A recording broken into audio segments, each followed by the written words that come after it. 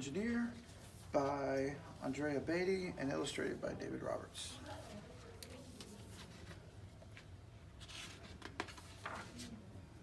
I need my glasses. There we go.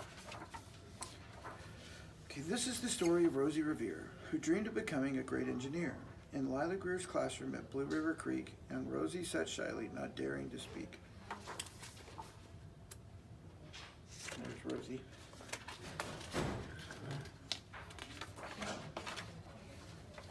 But when no one saw her, she peeked in the trash for treasures to add to her engineer's stash.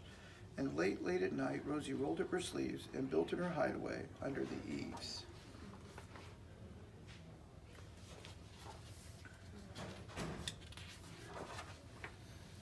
Alone in her attic, the moon high above, dear Rosie made gadgets and gizmos she loved.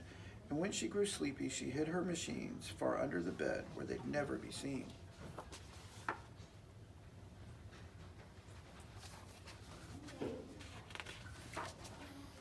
When Rosie was young, she had not been so shy. She worked with her hair swooping over one eye and made fun inventions for uncles and aunts, a hot dog dispenser in helium pants.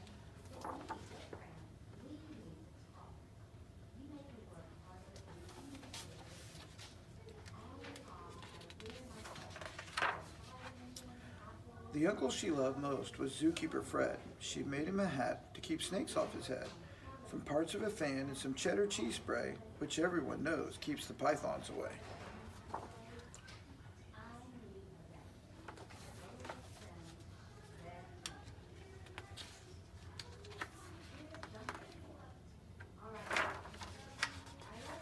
And when it was finished, young Rosie was proud, but Fred slapped his knee and he chuckled out loud. He laughed till he wheezed and his eyes filled with tears, all to the hoary of Rosie Revere, who stood there embarrassed, perplexed, and dismayed. She looked at the cheese hat and then looked away. "I love it," Fred hooted. "Oh, truly I do." But Rosie Revere knew that that could not be true. She stuck the cheese hat on the back of her shelf, and after that day kept her dreams to herself.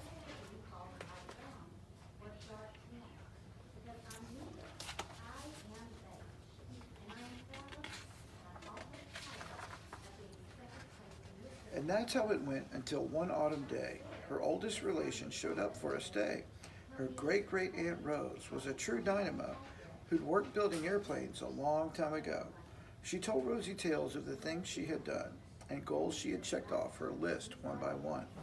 She gave a sad smile as she looked to the sky. "The only thrill left on my list is to fly. But time never lingers as long as it seems. I'll chalk that one up to an old lady's dreams."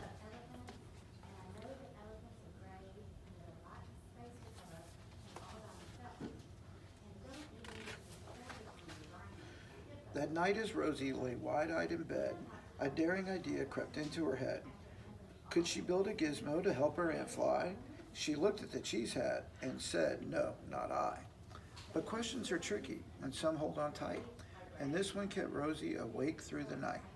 So when dawn approached and red streaks lit the sky, young Rosie knew just how to make her aunt fly.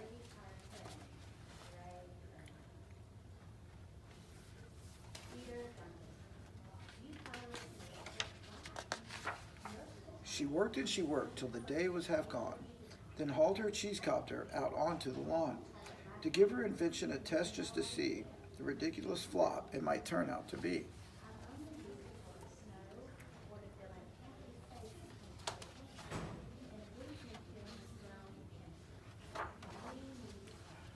Strapped into the cockpit, she flipped on the switch. The Helio cheesecopter sputtered and twitched. It floated a moment and whirled round and round, then froze for a heartbeat and crashed to the ground.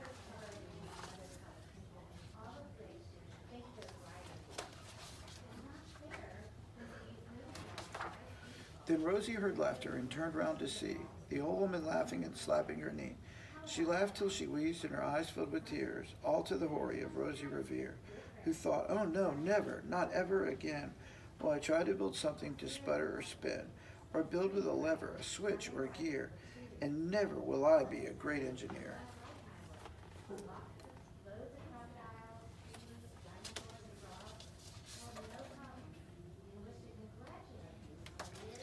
She turned round to leave, but then great Aunt Rose grabbed hold of young Rosie and pulled her in close, and hugged her and kissed her and started to cry. You did it, hooray, it's the perfect first try. This great flop is over, it's time for the next. Young Rosie was baffled, embarrassed, perplexed. I failed, said dear Rosie. It's just made of trash.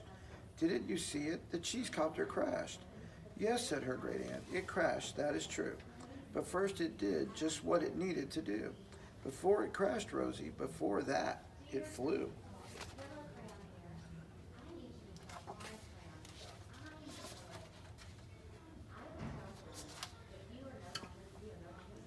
Your brilliant first flop was a raging success. Come on, let's get busy and on to the next.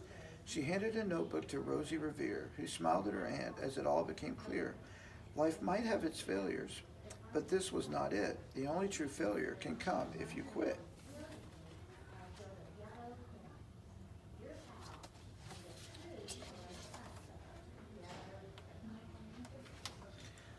They worked till the sun sneaked away to its bed. Aunt Rose tied her headscarf around Rosie's head and sent her to sleep with a smile ear to ear to dream the bold dreams of a great engineer.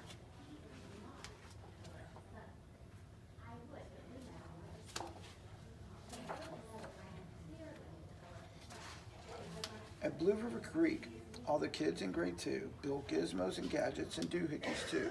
With each perfect failure, they all stand and cheer, but none quite as proudly as Rosie Revere.